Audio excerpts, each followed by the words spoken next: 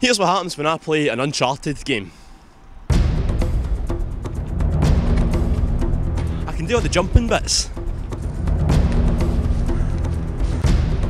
I can do all the climbing bits. I can do all the chases.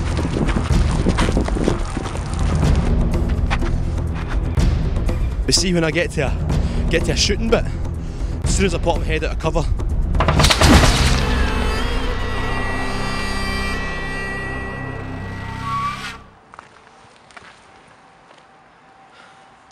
and yet, I'm dying to play this game.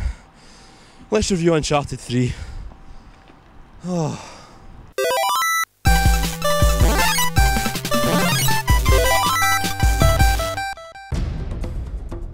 Uncharted 3 is being sold as a Hollywood experience. It's funny how much has changed since the first game.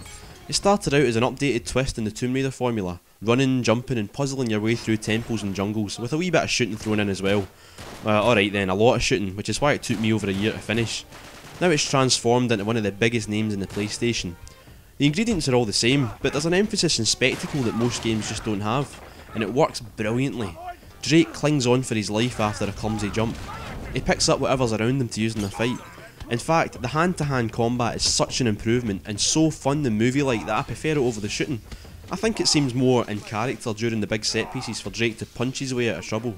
Too many games nowadays make you feel like you're in the Matrix, giving you an invincible Neo to flatten the crowds with. This game makes you feel like Indiana Jones, always in over your head but able to take a few punches while he's at it. Man, that's nasty.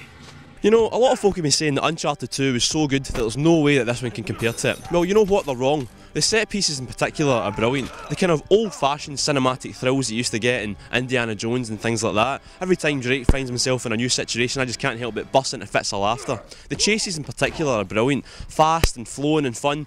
The only chases I can think of this year that come anywhere close to them are the ones in Yakuza 4. And when that's your closest comparison, you know you've got a good game in your hands. Up here! I got you!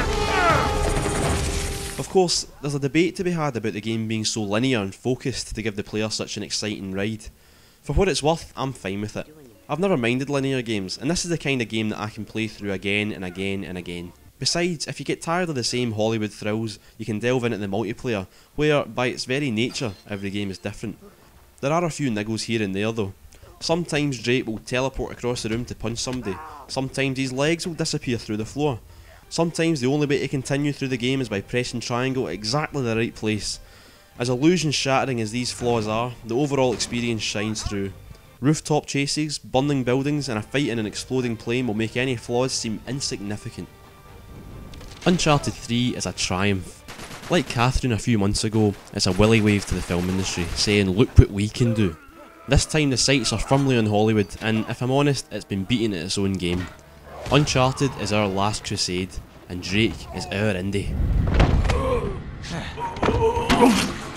You okay in there?